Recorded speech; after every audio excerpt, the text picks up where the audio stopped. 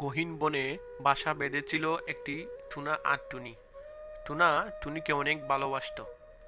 টুনি সারাদিন বাসায় থাকতো, আর টুনা সারাদিন বনে বনে ঘুরে সন্ধ্যায় বাসায় ফিরত।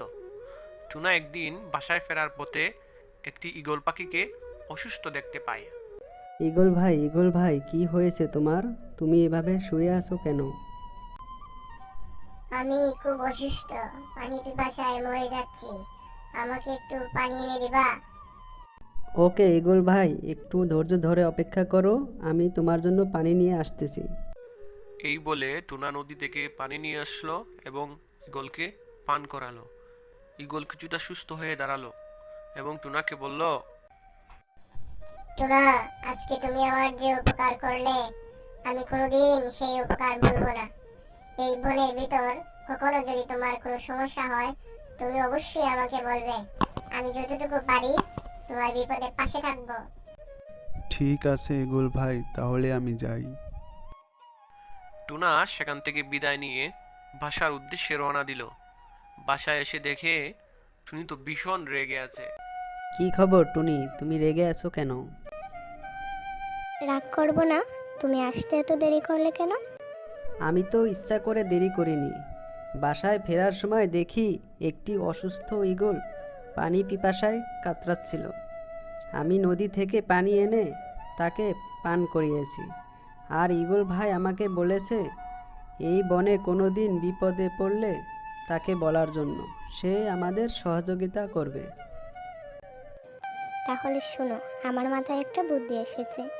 সবসময় কাক তো হুমকি দামকি দিয়ে আমাদের ডিম নিয়ে চলে যায়, আমি মা হতে পারি না।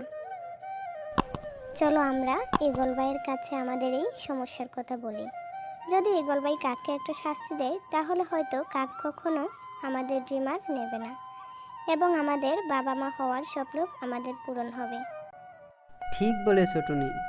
আবার যখন কাকা আমাদের ডিম নিতে আসবে, তখনই আমরা ঈগল ভাইয়ের কাছে বলবো।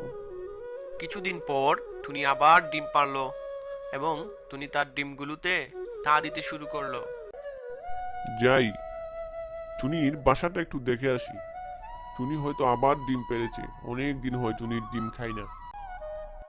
এই বলে কাক টুনির বাসার উদ্দেশ্যে রওনা দিল এবং বাসায় এসে টুনিকে বলল, কিরে টুনি, তুই কেমন আছিস? ও মা, তুই তো আবার ডিম পেড়েছিস। দে, ডিমগুলা দিয়ে দে, আমি খাবো। আমার পেটে অনেক ক্ষুধা, নয়তো তোকেই খেয়ে ফেলবো। দে, ডিমগুলা দিয়ে দে। দেখো কাক ভাই, তুমি অনেকবার আমাদের ডিম নিয়ে খেয়েছো, আর নিও না। আমার মা হওয়ার অনেক শখ।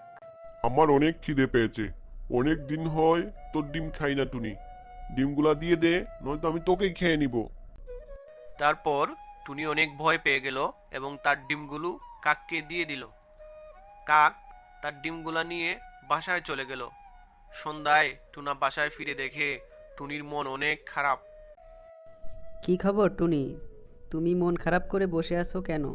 আর আমাদের ডিমগুলো কোথায়? দুষ্টু কাক আজ আবার এসেছিল, আমাকে ভয় দেখিয়ে এসে আমাদের ডিমগুলো নিয়ে চলে গেছে। আজ কাকের একটা বিহিত করেই ছাড়বো। চলো আমরা ঈগল ভাইয়ের কাছে যাই, দেখি ঈগল ভাই আমাদের কোনো সহযোগিতা করে কিনা। তারপর টুনা আর টুনি মিলে ঈগলের বাসার উদ্দেশ্যে রওনা দিল এবং ঈগলের বাসায় গিয়ে ঈগলকে সব খুলে বলল। পরে তারা ঈগলকে নিয়ে কাকের বাসায় গেল। কি খবর ইগল ভাই, কি মনে করে এই গরিবের বাসায়? ভালো মন্দ পরে বলবো, আগে বল টুনা টুনির ডিমগুলো কোথায়? কেন এনেছিস টুনা টুনির ডিম? ওদের ডিমগুলো ফেরত দিয়ে দে। দেখুন ইগল ভাই, আপনার সাথে আমার কোনো শত্রুতা নেই। আপনি অযথা আমার সাথে ঝামেলায় জড়াবেন না। এটা একান্তই আমার আর টুনাটুনির বিষয়। ভালো চাস তো টুনা টুনির ডিমগুলো ফেরত দিয়ে দে, না হলে তোকে পিটিয়ে ডিমগুলা ফেরত নিব। আপনি আমাকে কি মনে করছেন ইগল ভাই? আমি কি এতটাই দুর্বল? আপনি আমাকে মারবেন, আমি চেয়ে চেয়ে দেখবো? আমার কি হাত পা নাই? আসেন দেখি কার গায়ে কতটুকু শক্তি। কিরে কাক, তোর কত বড় সাহস! দাঁড়া, আজ তোর একদিন তো আমার একদিন। আমাকে মেরো না ইগল ভাই, আমি ডিমগুলা ফেরত দিয়ে দিব এখনই। তারপর কাক টুনা আর টুনির ডিমগুলো ফেরত দিয়ে দিল, আর টুনা আর টুনি তাদের ডিমগুলো নিয়ে নিজ বাসায়